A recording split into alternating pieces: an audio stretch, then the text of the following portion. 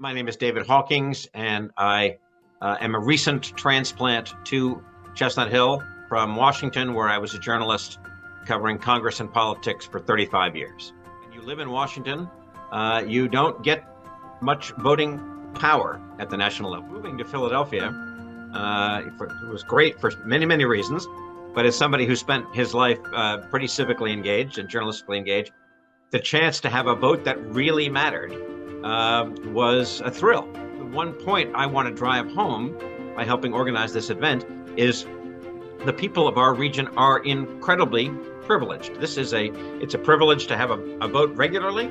It's a special privilege to have the kind of meaningful vote, even dispositive vote, that the people of Pennsylvania have. They vote can determine how Pennsylvania goes, and by some calculations, how Pennsylvania goes is about 90% determinative of how the election is going to turn out.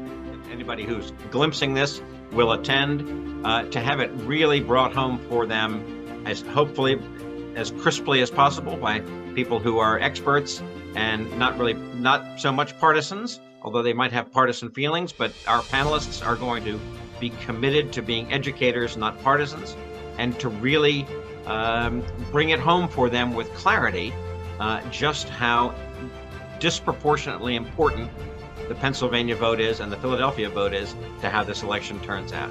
If we walk away with an audience, 95 or 100% of whom end up voting, I'll be really happy.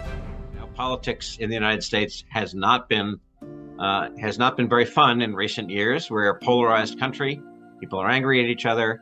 I totally understand why people think that the government is dysfunctional, because in many ways it is. But it's the government we've got, and this is the system we have. The margin of victory for Joe Biden the last time over Donald Trump was 1.2 percentage points. Out of every 100 votes, Joe Biden got 50 of them, and Donald Trump got 49 of them. So in a voting precinct, like in my neighborhood, there are 500 voters.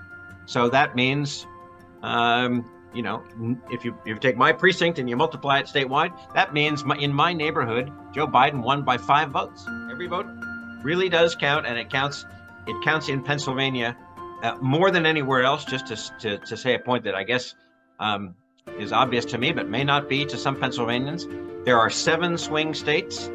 They all have electoral votes. Pennsylvania has more electoral votes than any of the other swing states. It has 19 electoral votes. It's the most populous of the swing states. I think starting locally is the way to go. I mean, I say that as a relatively new member of the Chestnut Hill Rotary Club, where the biggest impact that we have is within walking distance or a bike ride of our houses, and getting engaged at the local level. You can see tangible change. You can make tangible change. You can actually improve the lives of people that you run into at the gas station or the grocery store, and you see how civic engagement at that level can really be transformative. Citywide politics, and then maybe statewide civic engagement. If you do it right, you can see your issues, the things you care about, being shaped by what you do. The government may be dysfunctional, but politicians still listen to the people who vote for them. I am thrilled to be moderating this panel discussion at Arcadia on October 8th. I wouldn't be moderating it if I didn't want people to show up for it. Why do I want people to show up for it? Because I think you'll leave smarter about the system that you're a part of, and more aware that your vote matters as much, if not more, than any other votes in the country. Pennsylvania is the biggest of the swing states. How Philadelphia votes, how Northwest Philadelphia votes, how Montgomery County votes will have a lot to say about how Pennsylvania votes, and therefore how the presidency is decided. It'll be fun. I hope everybody comes and learns a little bit more about why that vote matters most.